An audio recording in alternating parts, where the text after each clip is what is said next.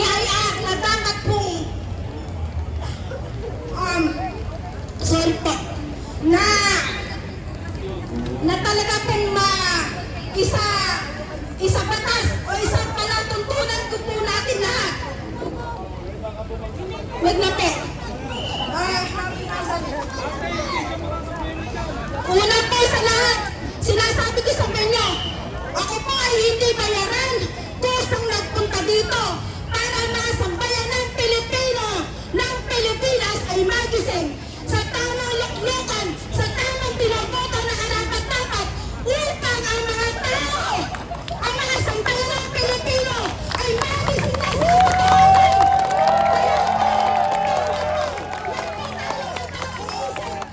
ito. Sara Duterte at ang kanyang ama na inihalal. Panahon na para po magising ang taong bayan. Huwag na po tayo magpapapatay tulog-tulog sa mga tiwaling gobyerno na nasa loob ng mga buwaya na nagkakamal na limpak-limpak na sa lapi. Hindi para sa sariling bayan, kundi para sa kanila at magpayaman na magpayaman. Pasensya na po, gusto ko lang po talagang maisabi ang aking saloobin na hindi po dapat tayo na sumuko, lubos, magkaisa tayo lahat para suportahan ang ating Vice Presidente na si Sara Duterte. Tama na po! Yan lang po. Maraming salamat po sa mga tao natin dito na Vice Presidente. Vice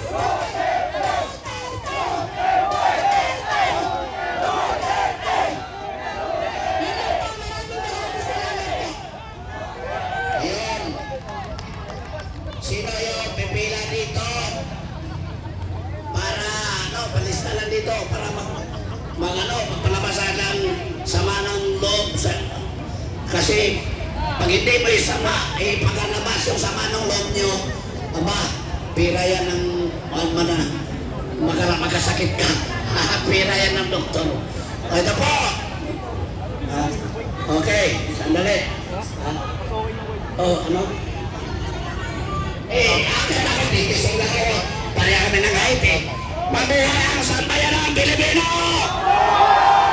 Laban Pilipinas! Laban Pilipinas! Sino ang ating alisin? Marcos resign! Marcos resign! Marcos resign! Marcos resign! Marcos resign! Sino ang ipabalit? Duterte! Duterte! Duterte! Duterte! Duterte! Ngayon, huwag niyo ako tawanan. Ito, I will turn over this microphone to Bisnak. O Bisnak, palitan muna ako rito kasi masakit ang tiyan ko. Masakit ang tiyan ko. Punta na ako doon. Yusek, magka-plus ka. Kailangan mo nang umiga. Para ka tumagal. Maraming salamat po, Yusek. Papahingain muna natin. Naubos na yung boses. Kailangan pa po natin yan papuntang Malacanang. Handa na ba kayo? Sasama ba kayo? Susugod sa Malacanang? Kulang pa daw, hindi pa po pwede. Kaya ilan ba yung dapat na bilang? 500,000. Ayan mo. Ito mga kababayan ko, parami na po tayo ng parami. Ngunit, ang tanong dito, sasama kaya ang mga active militars? Sasama kaya sila sa atin? Kasi dapat po sila yung magtatanggol sa konstitusyon. Sila po ang magtatanggol sa ating watawat. Kasi ang tungkulin po nila ay to serve and protect. Yan ho. Ay kung ayaw nila, ay dito na lang tayo sa mga retirado. Gusto niyo? Gusto niyo ba? Ay, hina eh. Lakasan niyo. Sa mga gusto niyo ba marinig ang mga retired militar ngayon? Aba, nasa na ba sila? Mga kababayan ko, isang nakatuwa ho.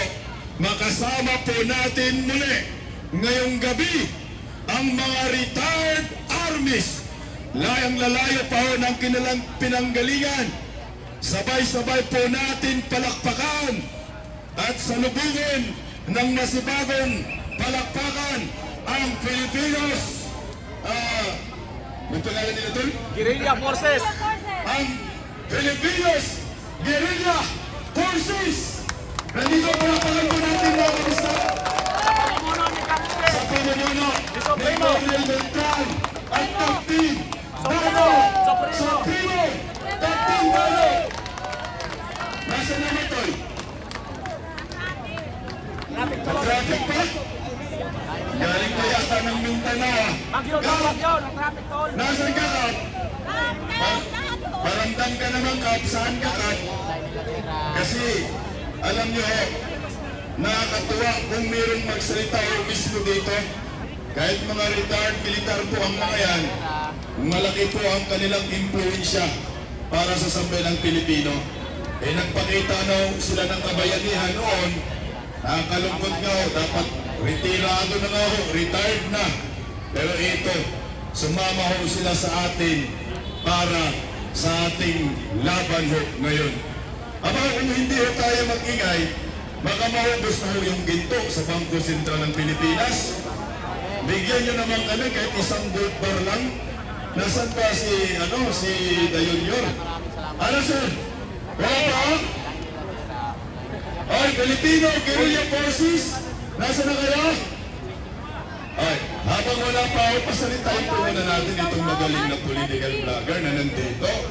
Ayan, palakpakan po natin ang isa sa pinakamagaling na political vlogger.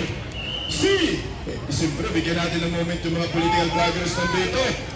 Badong Aratiles!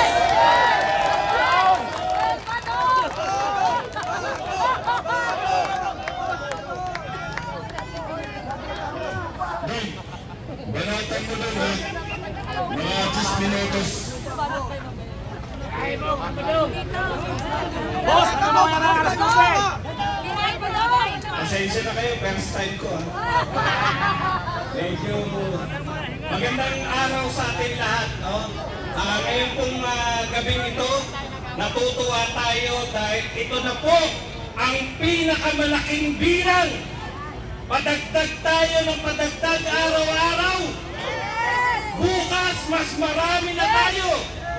Aabutin natin ang 500,000. Pag inabot natin ang 500,000, may bago na tayong Pangulo! Ayon nga kay Bongbong, pangarap yan, pangarap. Ang ating Pangulo, alam po ninyo, na pag nangako, sasabihin, 20 pesos ang bigas, sasabihin, hindi natin kaya yan, pangarap lang. Ang ating Pangulo, hindi niya maintindihan na yung pangarap ng mga Pilipino at pangako nila, kaya sila binoto dahil pinangakuan nila, tinapatan nila yung pangarap ng mga Pilipino. Pero ayon sa administrasyon ni Marcos, ang pangako ay nangangahulugan na hindi matutupad. Sanay na sanay. Mga kapatid, ngayon lang po, kanina, pabida na naman ang ating Pangulong Marcos. Bakit? Pinakakalat nila kasabwat ni Tunying. Huwag po kayong maniwala na bumaliktad na si Tunying. Pinababago lang ni Tunying, pinababago lang ang pangalan ni Marcos. Bakit? Ayan po, katulad niyan. Ang usapan po ngayon, ayon kay Tunying, hindi na po, inatras na po ang impeachment para kay VP Sara. Dapat ba tayong matuwa? Wala nga kayong may sampang reklamo. Matagal nyo nang sinasabi yung tungkol sa confidential fund, wala naman talaga kayong maikaso. Bakit? Dahil ang mga Duterte ay hindi magnanakaw. Ang Duterte naglingkod ng 6 na taon. Ombudsman na nagsabi na walang kaso.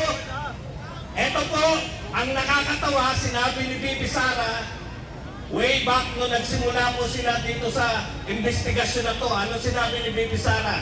Ang ginagawa ng Kongreso ay fishing expedition. Bakit? Wala silang kaso, kukuha lang sila ng may kakaso habang naghihiring. Totoo po ba yun? Totoo. Bakit? Kung may kaso sila, dapat sinampa na yung kaso sa pagnanakaw. Dalawa po ang pwedeng ikaso sa pagnanakaw. Yung pong graft and corruption at saka plunder. Meron po bang kasong plunder at graft and corruption? Wala! Ano ang balak nilang ikaso kay BP Sara? Terrorism, anti-terror law, anti-terror act. Paano magiging terorista ang binoto ng 32 million na katao? Kailan lang nagsalita si BP Sara na ipapapatay niya si Marcos? Ilang araw pa lang, wala pang isang linggo. Pero may kakasuhan agad. Pinasampinan agad sa NBI. Ano ibig sabihin? Nakakuha sila ng ikakaso dahil sa kanilang ginagawang investigasyon. Pero yung iniimbestigahan nila na confidential fund, may kaso na ba? Wala. Walang kasong pagnanakaw. So malinaw na ito po ay fishing expedition. Naghihintay sila na may masabi ang mga Duterte. Naghihintay sila, imbitahin ng Duterte. Pag may nasabi, kakasuhan nila. May nasabi ba yung mga Duterte? Meron. Bakit nagsalita si BP Sara? Na pag siya namatay, may kinausap na siya maghihiganti. Kasi may banta sa kanyang buhay. Di ba?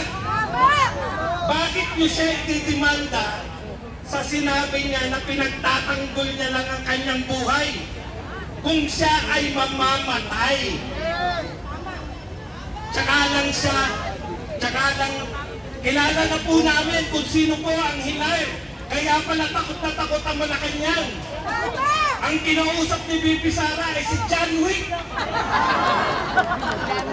Bakit na takot?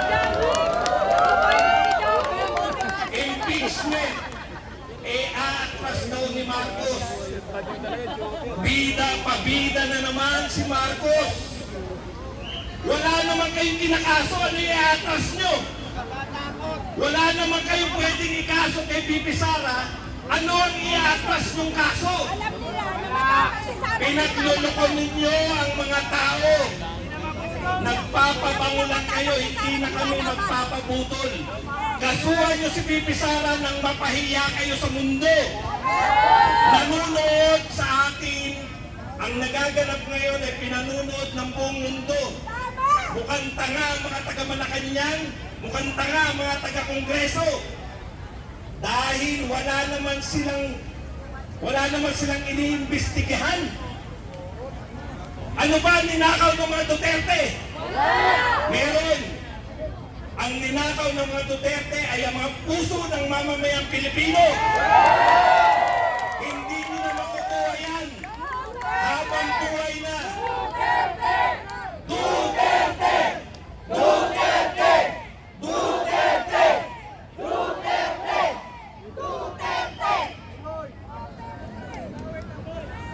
Alam niyo po, tuwang-tuwa kami, nariyan po yung mga taga-media. Nariyan ba yung media? Narinig nyo, nilakaw, puso ng taong bayan. Nanood kami. No? May pinanood ako taga-Channel 7. Kami nakikiusap sa inyo na pumarehas kayo. Meron kayong inaharas dito. Ayaw na magpakuha ng video. Kinukunan nyo pa, pinagtatawanan nyo. Pag ayaw po magpakuha ng video, huwag nyo kunan. Okay. Mga kapatid, suportahan po natin ang pamilyang Duterte. Sabi po, marami kami mga viewers nagsasabi, Batong, konti lang naman tayo. Tsaka na kami pupunta pag dumami na. Pag milyon na. Mami, moment ko muna to. Cool ka lang. Sabi po ng mga viewers namin, tsaka na kami pupunta dyan pag milyon na. Ang sabi ko naman, kahit konti lang tayo, mas masarap dito dahil na ipapahayag natin yung sa loobin natin. Di po ba? Ngayon bang gabing ito, mapapabagsak na natin ang gobyerno ni Marcos? Hindi po. Maaaring hindi pa. Kulang pa eh. Nananawagan pa tayo eh. Di ba? Pero, bahagi na po kami ng kasaysayan na to. May mga nakausap po ako rito. Taga-EDSA 1. Tinanong ko, milyon na ba kayo kagad doon nagsimula? Hindi! Nagsimula sila sa 100. Ito po, kaklase po ni Enrile. Yun o. Ayan. O, mamut ka muna to. Mamaya ka na muna. Nagsimula sila, 100, 200, umabot ng milyon. Tayo, pag ilang araw pa lang natin to, libo-libo na ang narito. Maraming salamat po. Duterte! Duterte!